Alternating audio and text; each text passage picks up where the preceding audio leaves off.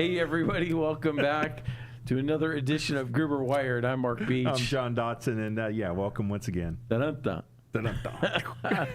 Well, it's beautiful out. If it stayed like this year-round, I'm happy. We went from the hundreds and that we like almost skipped over the 90s, and we're in the 80s. 80s, 60 degrees at night. I'm game. How's it on the riding the bike? Chamber of Commerce weather. It's perfect for riding on my bike. Perfect bike weather, right? Perfect bike weather. There it's you not go. too hot, it's not too cold, it's not humid. The sun doesn't feel like a laser beam. Perfect weather. Nice. Did you know that for the first time in 100 years, Phoenix had 5 days in a row of measurable rain? 5 consecutive days. 5 days in a row. First time in 100 years. First time in over a century. Wow. That's pretty crazy.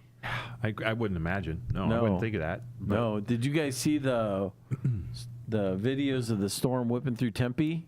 Oh, that microburst was crazy. Yeah. Yeah, that microburst was crazy. My son, it lives in Tempe, and he works for it's a division of Chase, but he said he was outside in the courtyard, and it just started coming in, and he was going back in the building, and it just hit out of nowhere. He was soaked. He had to go home and change. If you don't know what a microburst is, it's basically like just a one momentary moment of like a tornado, but you just get the section of the tornado, right? It's where the wind comes down at such dramatic speeds and hits the ground and ejects back up. Well, it's where the rain falls so hard that it pushes the air out, and it just fast collapses everything in its path. Yeah, it's it was 90 miles an hour. Yeah, clocked at 90. Glad we weren't in that. No, that would not be good. So anyway, that's what's going on here. But it was a great. I mean, we got some good rain. We're over the annual average now, and we've got 3 months left or 2.5 months left. Rack it up. We need some rain down here. First time in 90 years we've hit average rainfall. So people are in a good mood generally, unless they live in Tempe right now. But other than that, I think we're enjoying it for sure. Hey, guess what happened last night? We had the comedian on our show about 1.5 years ago, give or take, Rodney Norman. Yeah. Well, he happened to be coming through the Phoenix area on his way to San Diego. If you want to pull up that photo, that would be great. And so I got a hold of him and said, hey, you know what? If you ever come by Phoenix, let me know. I'll take you out for some lunch, buy you a bite to eat. Nice. And he's like, oh, that'd be great. How about today? I'm like, oh, okay. So anyway, he came in a little bit later, but my wife, Audra, and I were able to go out and spend some time and have dinner with him last night. Really nice, humble man. Just had a really good time with him there. Very cool. But this is where he's heading. He's now part of, going to be doing a show this weekend at National Lampoon's Yellow Door Comedy Club. Whoa. So, so that's going to be a lot of fun. If you're out in the San Diego area, check this guy out. He is just a blast. Yeah, make sure you check him out on like TikTok, or I think he's got some stuff on YouTube. He's on Facebook. He's on all social media platforms. Check him out. He's hilarious. He really is funny. He is. Yeah, it's good stuff. So I just want to give Rodney a little shout out there and say thank you for taking some time out of your busy schedule to spend some time with my wife and I and break some bread together. We had a really great time. So Rodney. Thank you. Yeah, there you go. Yeah. All right, so what are we talking about today? Today, we're going to talk a little bit about the semiconductor industry and how it is here in the Phoenix area. Right. Phoenix area proper. I mean, it's pretty crazy, the kind of growth that they're talking about, the kind of growth that we've already experienced. You can just feel the momentum happening in the valley. Yeah, it's just right up, actually north of us here. Right. Just off the I-17. Right. It's probably about 5 miles from here. Yeah. And it is a huge campus. I mean, you drive by and it is extremely large. We're talking almost, 2 square miles of campus, and they're looking to expand into possibly 3. Yeah. But it's just... You can't imagine unless you drive by and see it, or go over there and take some pictures and take a look at it. No, and it's great for the desert. I mean, at the end of the day, there are no real natural disasters you have to worry about. Don't have to worry about hurricanes. Don't have to worry about earthquakes. Don't have to worry about blizzards. Mm-hmm. People can go to work every day here. Yeah, and we're seeing this movement. We're lots of facilities down here. Intel Yeah. right? They're a big one. Who else is down here? I know there's Intel, Taiwan Semiconductor. Well, there's some minor players, but you talk about industries that feed into that. Yeah. So even like all the EV cars, and things like that.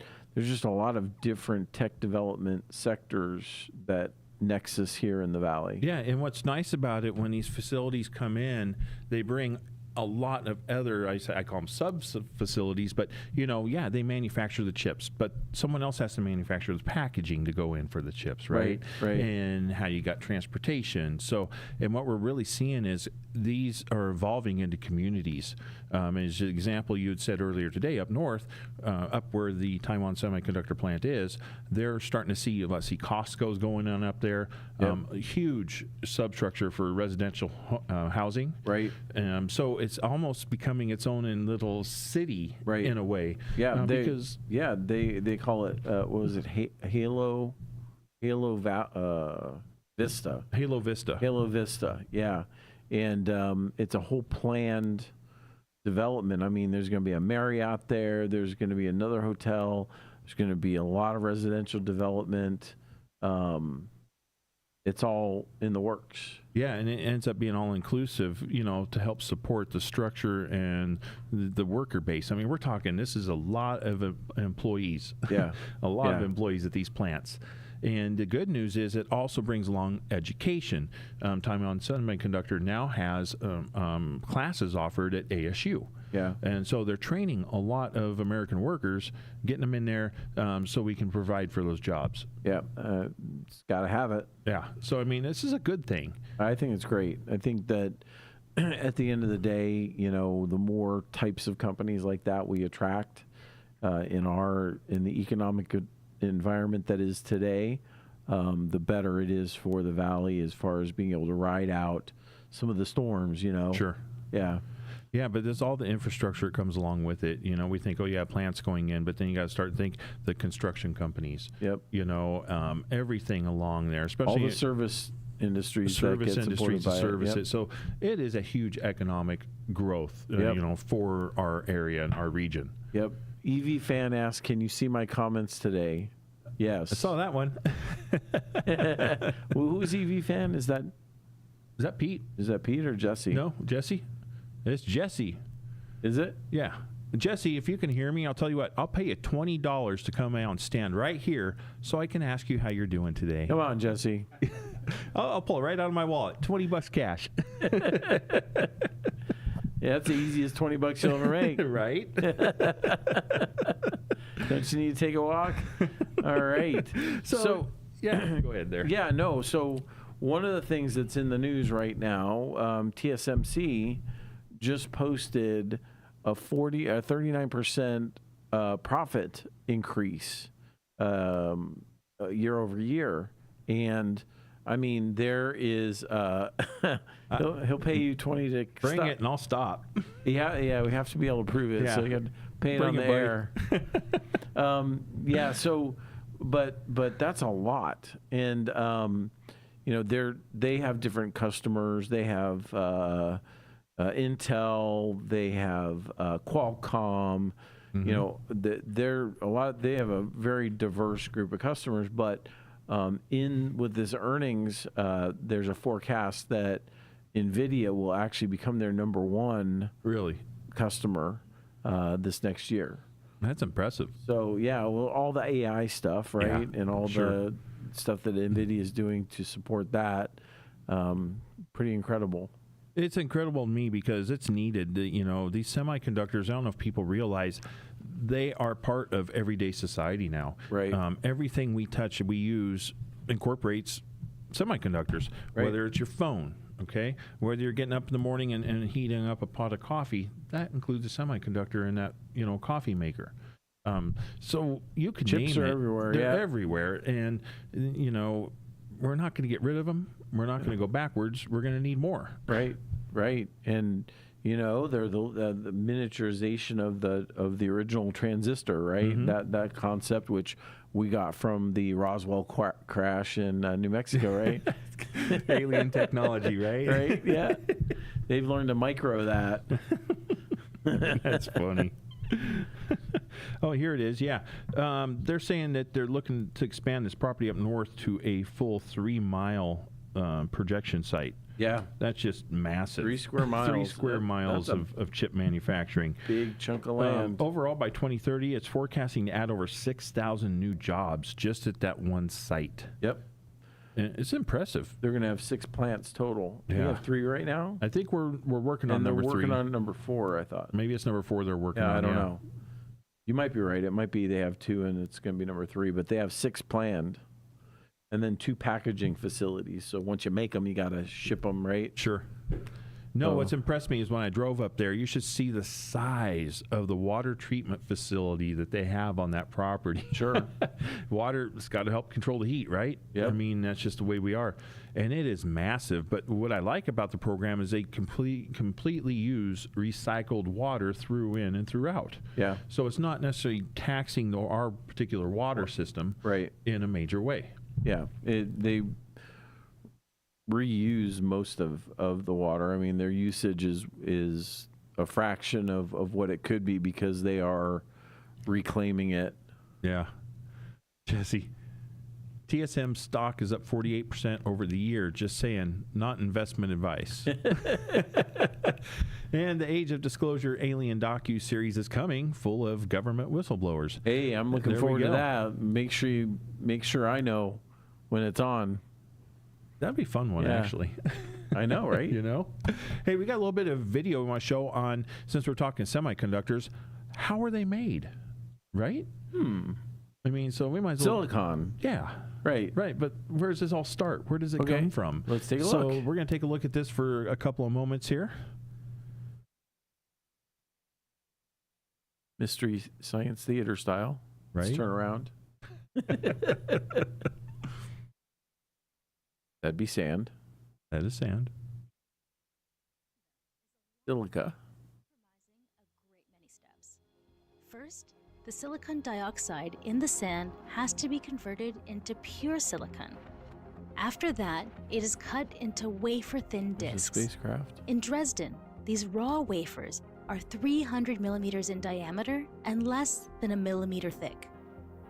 In our clean room, up to 35,000 chips are then made from each of these discs.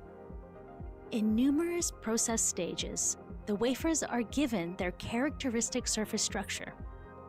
After coating with a photoresist layer, the wafer surface is exposed, sand. developed, and etched. This results in the desired conductor structure. Such structures are hundreds of times finer than a human hair. Dopants are then implanted in the material to increase the electrical connectivity of parts of the semiconductor.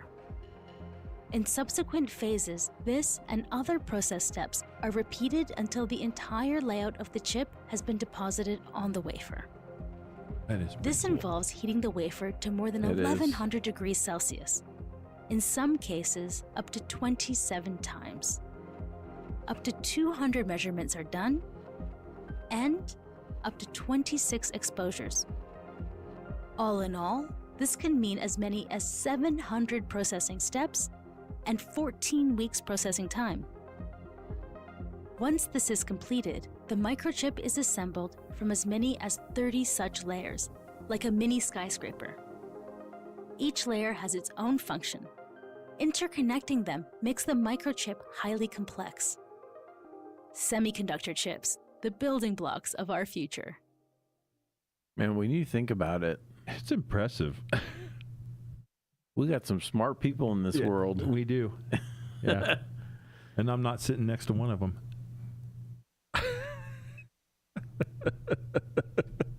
Had to throw that out at there, buddy. You know, man, I sit next to you every day. Right? Anyway, But yeah, this is good stuff, isn't it? I mean, it's impressive where we've come with this. And to Right. think that somebody could... I'm not a scientist. I'm not that smart person, right? All jokes aside. But the ability to have this resonate from somebody's mind, intellect, to come up with, hey, we can take this and go through this process, through all these 700 steps to get to point A to point Z. Well, and what blows my mind is that, it's electrical, it's electronics, but they're, at the atomic level, how do they, make it work, right? Yeah, I can't fathom it. No. It's beyond my brain capacity. Yeah, it's amazing. Sand, right? Yeah. Well, it's silica. Silica, yeah. Sand. So you printed out a list of materials I did. That are used in chip manufacturing. Yeah, if you want to pull up that picture number 2, these are rare earth critical materials for semiconductors, as you can see here.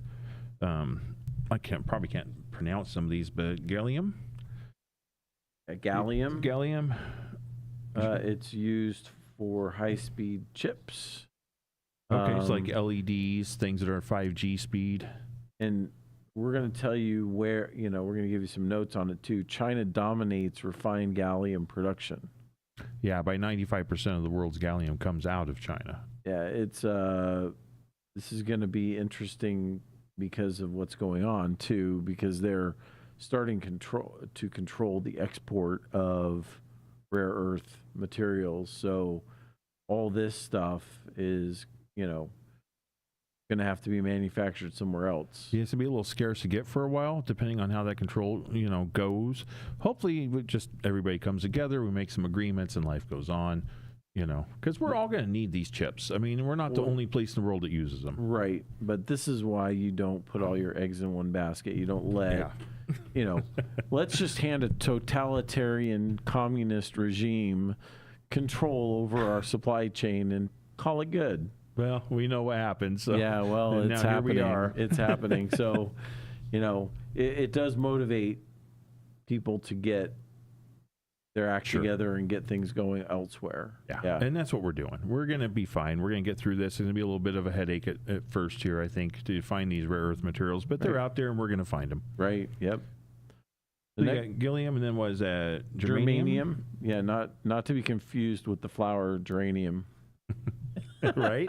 Anyway, these are used in high-speed optical chips like solar cells, fiber optics, which is what we work in. And again, you get about 70% of this material comes out of China. Right now. Yep. Yeah, at this point. Yep. And then indium. Indium.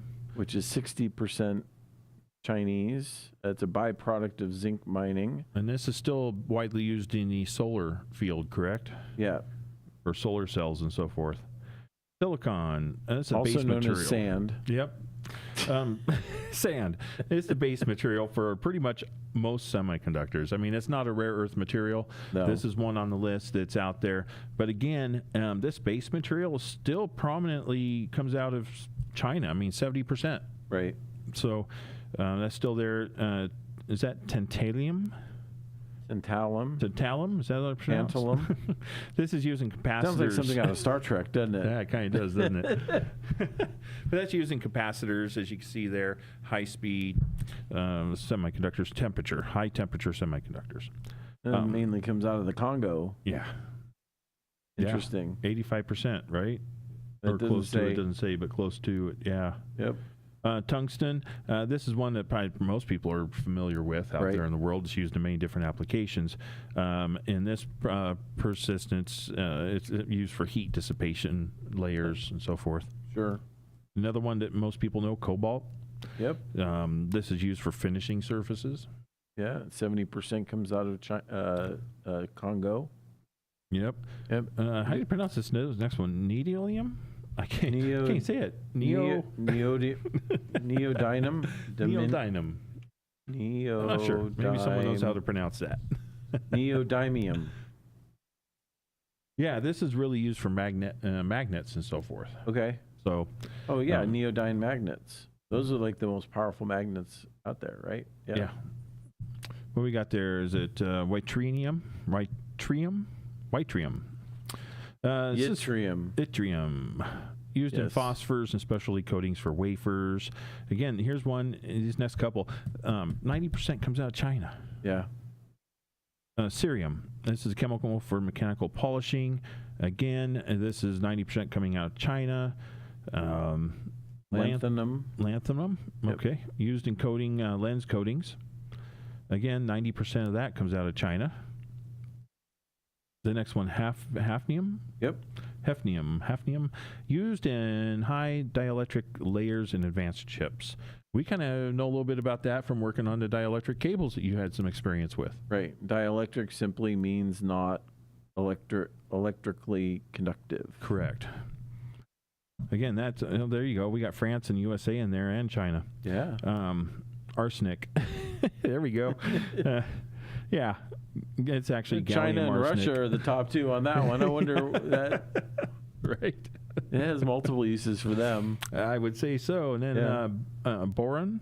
Boron, yep. Used in doping and barrier layers. This comes out, 70% comes out of Turkey. Wow. Didn't That's realize surprising. that. Wow. And then phosphorus. I think a lot of us are familiar with that. Used in doping silicon wafers. Yep. And So- grenades. Grenades, too. Yep. So, yeah. Anyway, it's quite the process, and there's quite a list of materials. And like you had mentioned, this happens to be all over the news right now just because of the way that politics are going around the world in regards to the rare earth materials. Yep. So it's kind of good to know what's out there and where it's coming from, and just to know that, hey, we need to start manufacturing this stuff here. Absolutely. And, so the theme wasn't just semiconductors, but in Arizona, right? Correct. And there are more than 100 companies that are based in Arizona that are semiconductor related. That's crazy. pretty significant. And it says 35 companies have either expanded or moved to Arizona since 2020, contributing over $65 billion in investment and creating 13,000 plus jobs. Wow. So that's Intel, TSMC, Amkor, On Semiconductor, Microchip Technology, and Deca Technologies. That's impressive if you think about it, bringing in, that type of workforce into our environment. I mean, Yeah. that's huge. It is big. And obviously, Intel got the ball rolling years and years ago. Sure. Yep. And it's all around the valley. So everywhere from Casa Grande, Mesa, Chandler, all the way to Glendale, Phoenix, it's there's facilities everywhere. And I tell you, it's going to continue to grow. I think we'll see a lot more in this area come to light here in the valley. Why? Because we are a big, wide open valley. Like you said, we don't have natural disasters. We have land. I mean, someday you'll see all this land used all the way up to Flagstaff from here, and same going out east towards L.A., But if you've ever been around the Phoenix area, once you get out of Phoenix proper, there's a lot of land just flat sitting out there. Yeah. So this is not going to be just, this is it and we're done. I think we're going to see more of a Silicon Valley type of scenario and see more of these types of facilities coming into our local area. Yeah, there's definitely a lot of sprawl, and it's just because it's all open and available. And I know that the state owns a lot of trust land, and they do trust land auctions every year. Mm-hmm. To expand the valley footprint. They do it for education. That money that's raised through that funds education. So that's I think it's in the state constitution. So that's one of the reasons why we know land will always be up for grabs, new land. Sure. Right? Because it's part of the ethos of Arizona. It is. And the other thing to think about, too, is when all these companies come in and more people come back into the valley, what about natural resources? Yeah. It's a big concern here in the desert. Water's big. We live in a desert, right? Yep. But I can reassure you, after talking to people, that our water supply is just fine.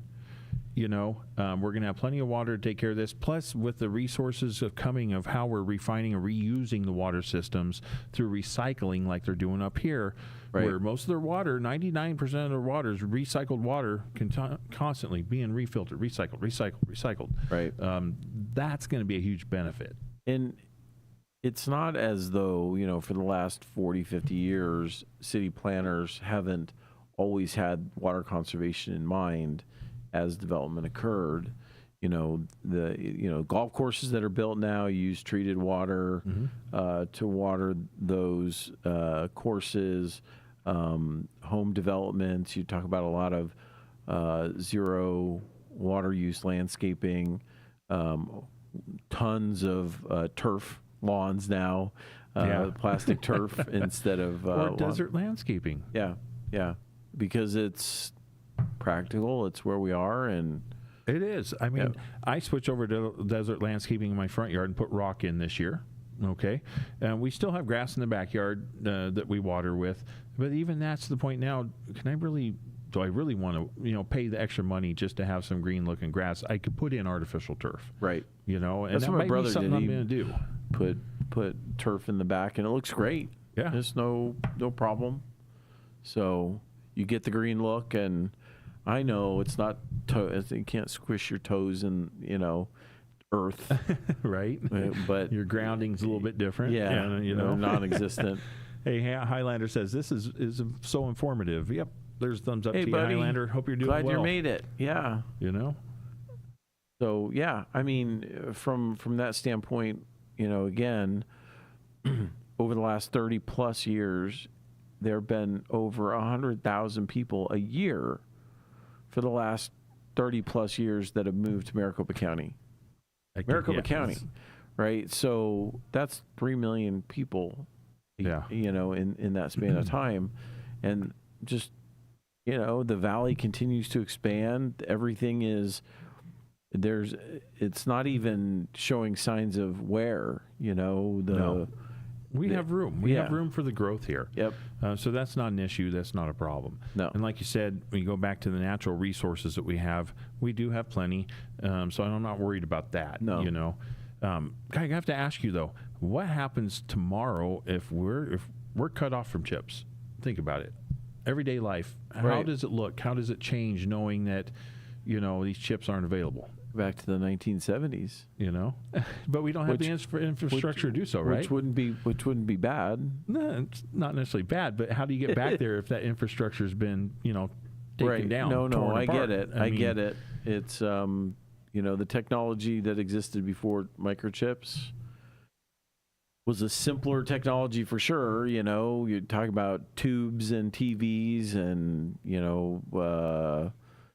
copper. Yeah.